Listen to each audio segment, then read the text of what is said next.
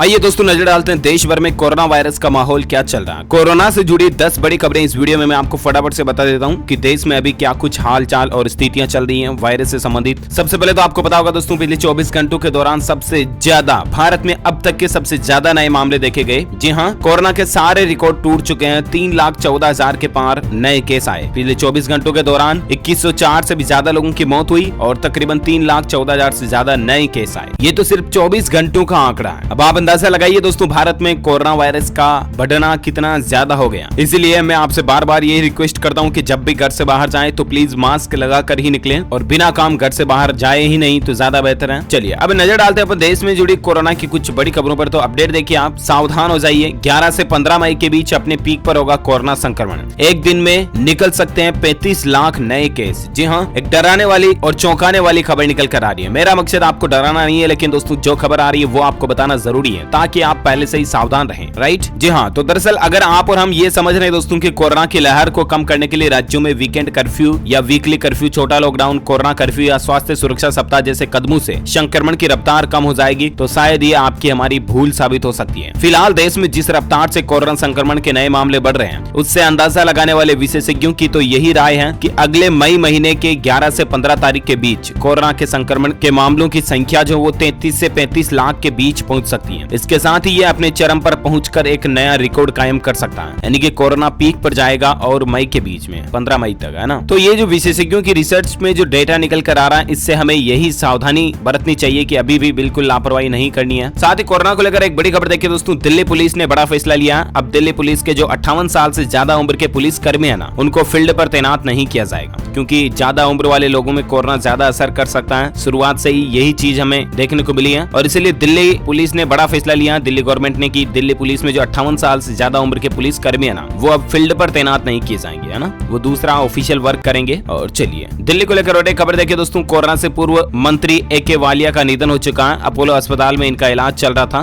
दिल्ली कांग्रेस के वरिष्ठ नेता और पूर्व मंत्री AK वालिया भी कोरोना की चपेट में आ गए। 72 साल की उम्र में AK वालिया का दिल्ली के अपोलो हॉस्पिटल में देर रात 1:30 पर निधन हो गया। भगवान इनकी आत्मा को शांति दे, हमारी यही प्रार्थना है। साथ ही अगली खबर देखिए कोरोना पर दोस्तों, अस्पताल से डिस्चार्ज हुए कर्नाटक के CM BS येदियुरप्पा। शाम को उन्होंने कैबिनेट की बैठक भी बुलाई है। हाल ही में ये कोरोना संक्रमित हुए थे, आपको पता होगा, तो इन्हें अस्पताल से अब छुट्टी मिल चुकी है। ओके, और साथ ही खबर देखिए कोरोना संकट पर सुप्रीम कोर्ट की सख्ती। केंद्र को नोटिस भेजकर 4 मुद्दों पर नेशनल प्लान मांगा। पूछा कि कोरोना के खिलाफ लड़ाई के लिए अब तक क्या क्या तैयारी की गई है। जी हाँ, देश के सर्वोच्च न्यायालय ने, सुप्रीम कोर्ट ने हमारे देश की मोदी सरकार को कोरोना पर कुछ सवाल पूछे हैं। 4 पॉइंट्स पर सवाल पूछे गए हैं कि ऑक्सीजन की सप्लाई कैसी, क्या चल रही, क्या स्टेटस है, जरूरी दवाओं की सप्लाई क्या चल रही है, वैक्सीनेशन का तरीका क्या है और लॉकडाउन लगाने का राज्यों का अधिकार क्या है। चीफ जस्टिस ने इन 4 पॉइंट्स पर सरकार से प्लान मांगा है कि आखिर सरकार की क्या तैयारियां चल रही हैं अभी कोरोना माहौल को लेकर, है ना। हाल ही में आपको पता होगा परसों के रोज ही PM मोदी ने देश को संबोधित भी किया था। उस दरमियान भी यही कहा था कि वैक्सीनेशन पर ज्यादा जोर देना है, हमें टीकाकरण पर ज्यादा जोर देना, ना कि पहले की तरह लॉकडाउन पर, है ना। लॉकडाउन को सिर्फ और सिर्फ अंतिम विकल्प के तौर पर ही रखा जाना चाहिए, यही कहना है मोदी सरकार का भी। इसके अलावा गवर्नमेंट की प्लानिंग के मुताबिक 1 मई से 18 साल के ऊपर के सभी लोगों को वैक्सीन लगना भी शुरू हो ही जाएगी। तो ये भी सरकार की अच्छी प्लानिंग चल रही है। और भी देखते हैं सुप्रीम कोर्ट के जवाब में सरकार क्या उत्तर पेश करती है। जो भाई अपडेट आएगा मैं आपको बता दूंगा DLS न्यूज पर। और एक खबर देखिए दोस्तों, उन्नाव, कासगंज, सोनभद्र के SP भी कोरोना संक्रमित हुए हैं। स्वस्थ होने तक इन अफसरों को अतिरिक्त प्रभार दिया गया। साथ ही खबर देखिए, युवाओं पर कोरोना संक्रमण की मार ज्यादा देखने को मिल रही है। अलग अलग है लक्षण, एक्सपर्ट की राय आखिर क्या कहती है। तो दरअसल दोस्तों, कोरोना वायरस की जो अभी दूसरी लहर चल रही है ना, ये बुजुर्गों की तुलना में युवाओं और बच्चों को ज्यादा चपेट में ले रही है। एक्सपर्ट बताते हैं कि इस बार संक्रमित युवाओं में अलग अलग सिम्टम्स देखने को मिल रहे हैं, यानी कि लक्षण भी अलग अलग आ रहे हैं। देश और दुनिया भर के लोग कोरोना वायरस की दूसरी लहर से अभी जूझ रहे हैं और कोविड के डबल म्यूटेंट के आने से सभी की चिंताएं भी और बढ़ गई हैं। भारत में हर रोज 2.5 लाख से ज्यादा नए मामले आ रहे हैं। कोविड पीड़ितों की मौतों का सिलसिला भी रुकने का नाम नहीं ले रहा। हाल ही के दिनों में कोरोना बच्चों और युवाओं को ज्यादा संक्रमित कर रहा। दिन प्रतिदिन संक्रमित युवाओं की संख्या में भी बढ़ोतरी यानी कि इजाफा देखने को मिल रहा है। और इसी बीच दोस्तों, विशेषज्ञों की माने तो इस बार युवा कोविड के अलग अलग लक्षणों का शिकार हो रहे हैं। वैज्ञानिक भी इस अलग अलग वेरिएंट को लेकर खोजबीन में लगे हुए हैं। हाल ही में डायग्नोस्टिक लैब जेनस्ट्रेक्स डायग्नोस्टिक सेंटर के संस्थापक निदेशक डॉक्टर गौरी अग्रवाल ने बताया कि बुजुर्गों की तुलना में इस बार बहुत से युवा कोरोना पॉजिटिव आ रहे हैं और सभी युवाओं में अलग अलग लक्षण भी देखने को को मिल रही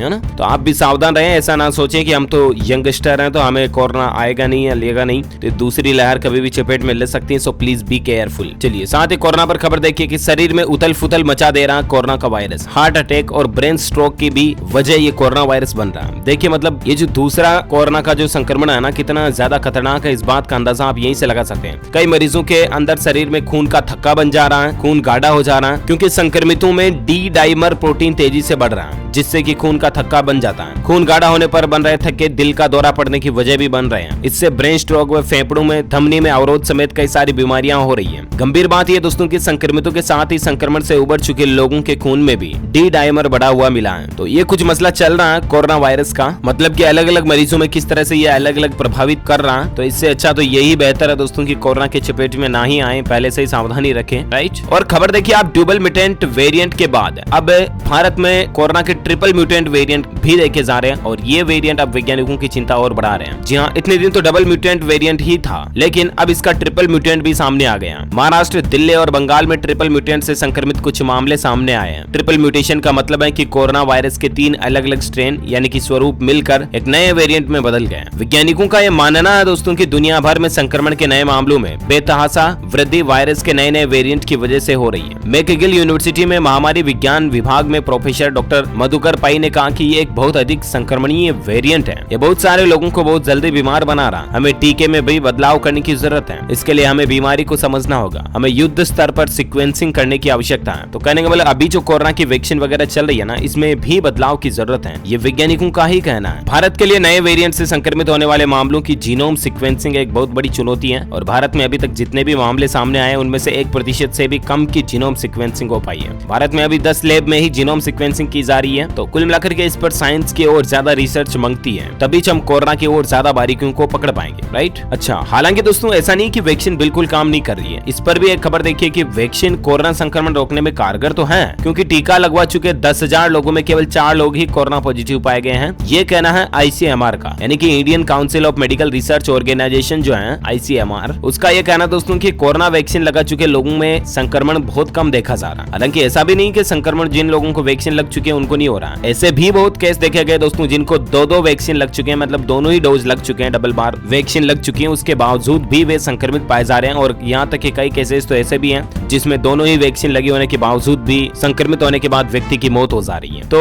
अफवाह तो सब जगह पर देखे जा ही रहे हैं, और कहने का मतलब एटलीस्ट यही है कि वैक्सीन कारगर जरूर कर रही है ना। तो अब 1 मई से जो दोस्तों 18 साल से ऊपर के सभी लोगों के लिए कोरोना वैक्सीनेशन प्रोग्राम शुरू होने जा रहा है, उसमें भी आप वैक्सीन जरूर लगवाएं। आपको बता दूं इस समय देश में अभी कोरोना के लिए कोविशील्ड और कोवैक्सीन का टीका लग रहा है। वैक्सीन के उपयोग पर Indian Council of Medical research के डॉक्टर VK पॉल ने कहा कि हमारी रिसर्च का डेटा बहुत कम है। भले ही लोगों को संक्रमण हो रहा हो, लेकिन यह हमें कोरोना की गंभीर बीमारी की राह पर नहीं ले जा रहा। हम व्यवस्थित रूप से और डेटा कलेक्ट कर रहे हैं। तो एटलीस्ट कुल मिलाकर के ICMR का ये कहना दोस्तों कि वैक्सीन की दूसरी डोज लेने के बाद भी कई लोग कोरोना से संक्रमित जरूर हुए हैं, लेकिन गौर करने वाली बात है कि ऐसे मामले बहुत कम है। भारत बायोटेक की कोवैक्सीन की दूसरी डोज लेने के बाद कोरोना संक्रमित होने के मामले करीब 0.04% है, जबकि सीरम इंस्टीट्यूट के कोविशील्ड की दूसरी डोज लेने के बाद संक्रमित होने के मामले 0.03% ही हैं। तो एटलीस्ट देखा जाए दोस्तों तो डायरेक्टली इनडायरेक्टली वैक्सीन असर तो कर ही रही है। तो आप भी जरूर वैक्सीन में पार्टिसिपेट करें और उन लोगों की सहायता करें जो अकेले वैक्सीन लगवा नहीं सकते हैं, चाहे बड़े बूढ़े उम्र दराज वयस्क लोग हैं या कोई भी हैं, उनको आप रास्ता दिखाएं, उनकी मदद करें वैक्सीन लगवाने के लिए, ठीक है ना।